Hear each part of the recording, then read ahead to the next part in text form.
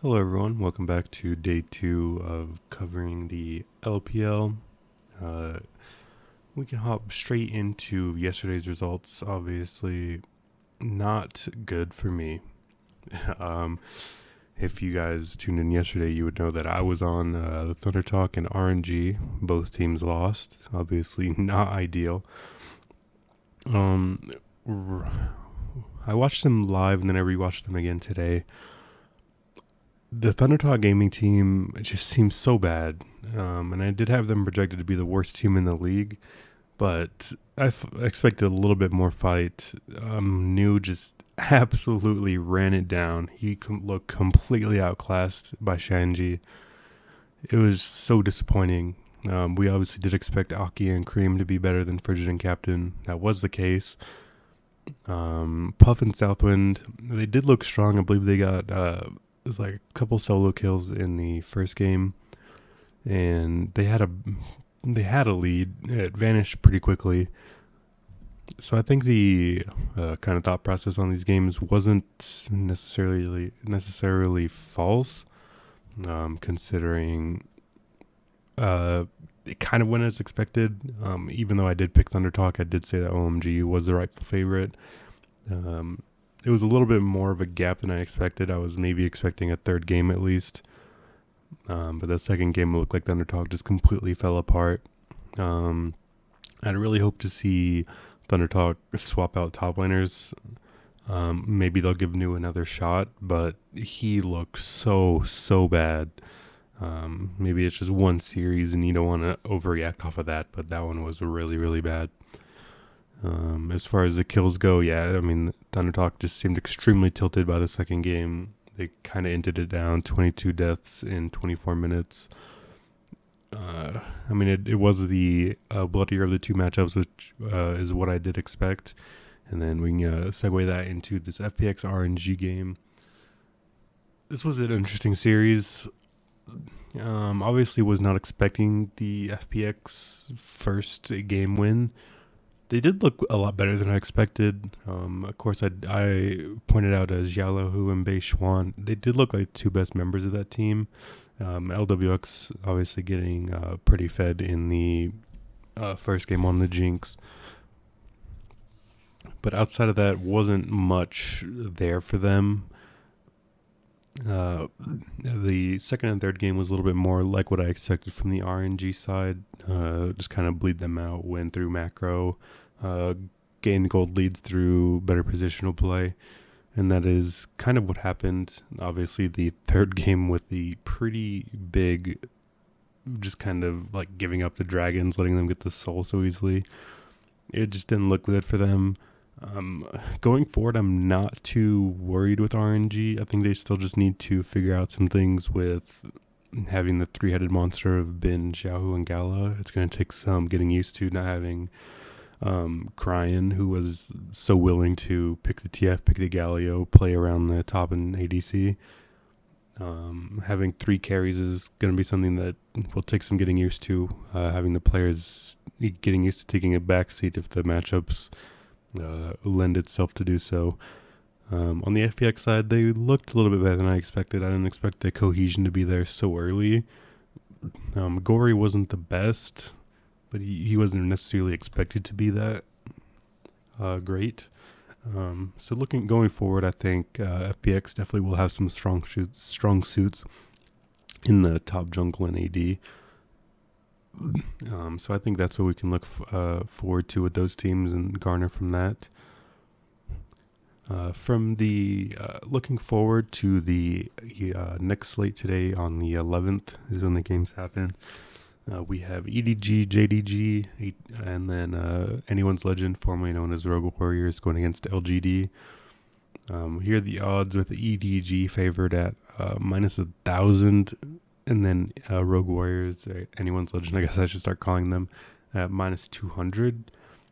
These are super weird to me. If we check the rosters of this EDG JDG game, obviously we know 369 from top. Kanavi was from Kanavi and Yagao been on JDG.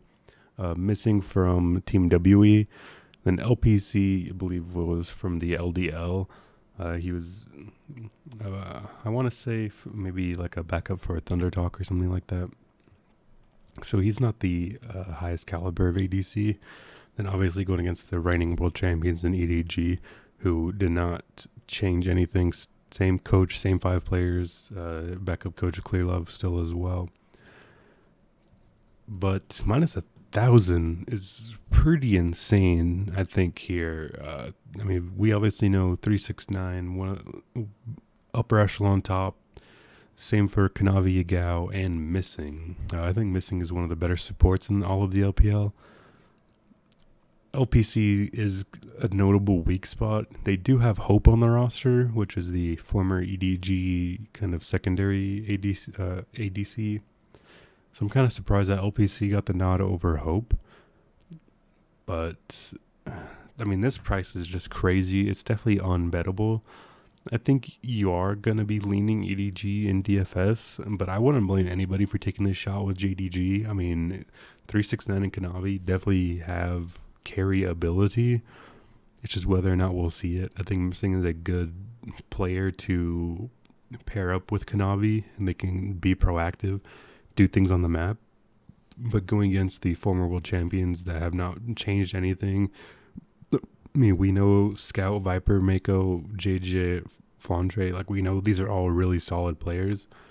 I am a little bit worried about the top lane matchup.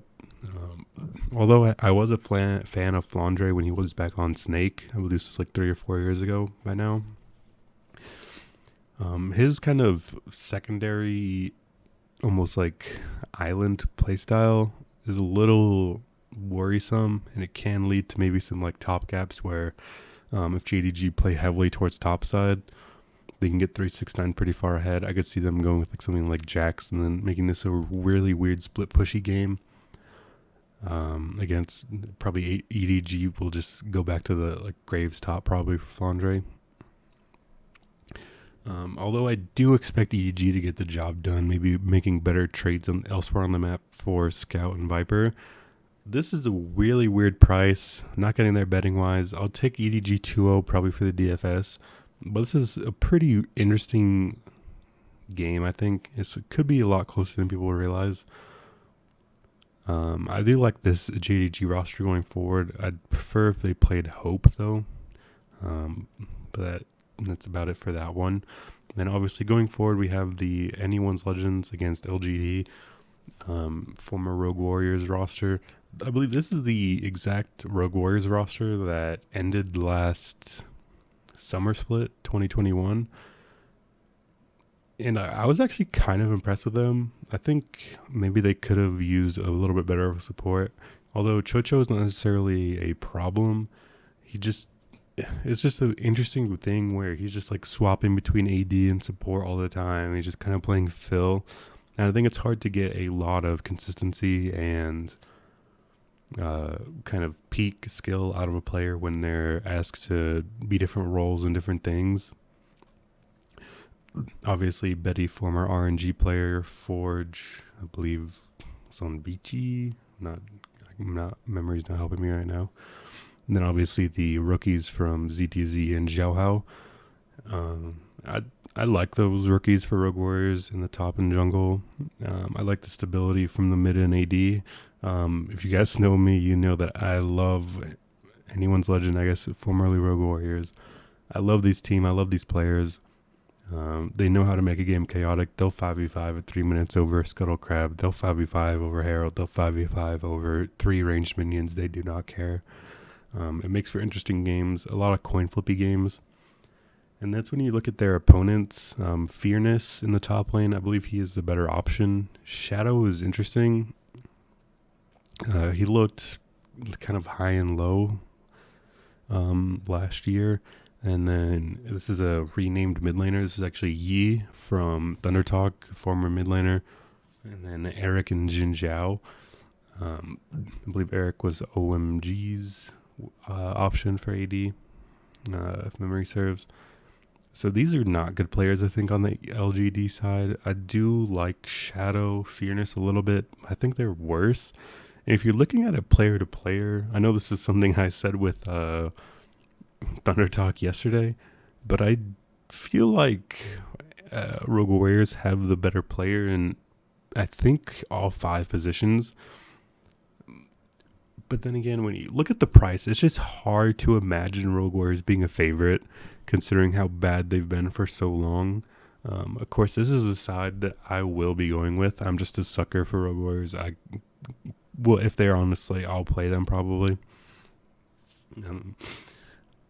I think it could be pretty much anybody in terms of where the points will go. I could see ZDZ, Xiaohao, Forge, Betty all being integral parts of their scoring and their wins.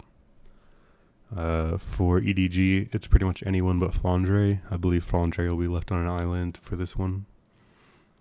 So you're probably looking at maybe something like jungle mid captains. I've yet to build, so I'm not sure if you could do double jungles.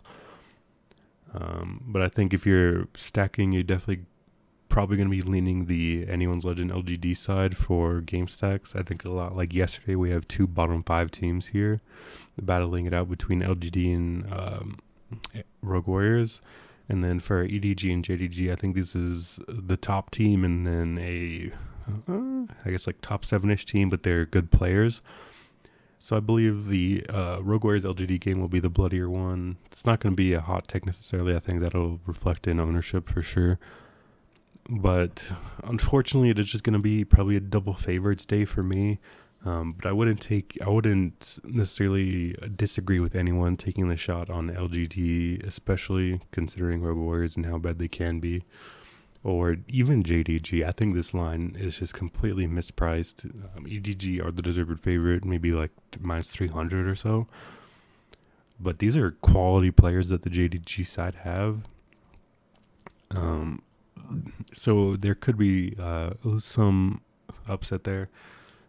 I mean, it wouldn't shock me. Obviously went 0-2 yesterday, so I'm not against putting out losing predictions, that's for sure.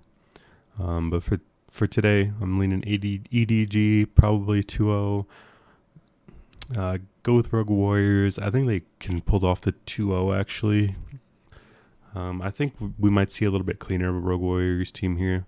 And that will be my prediction for the day. Obviously, for players, EDG, anyone but Flandre.